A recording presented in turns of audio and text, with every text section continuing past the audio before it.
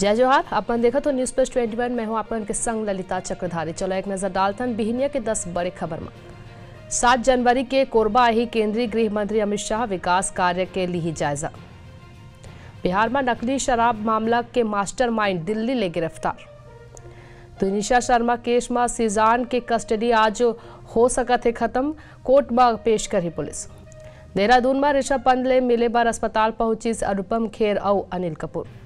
चीन में 3 जनवरी के जीनोम सीक्वेंसिंग पर WHO के सामने डेटा कर ही पेश।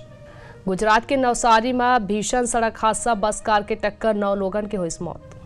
गोवा में 5 जन से 6 जनवरी के हुई RSS के राष्ट्रीय समन्वय बैठक। प्रधानमंत्री नरेंद्र मोदी के मां हीराबेन मोदी के निधन पर अमेरिकी राष्ट्रपति जो बाइडेन ने जताया दुख। लखनऊ पुलिस न्यू ईयर लेके जारी करे दिशा निर्देश।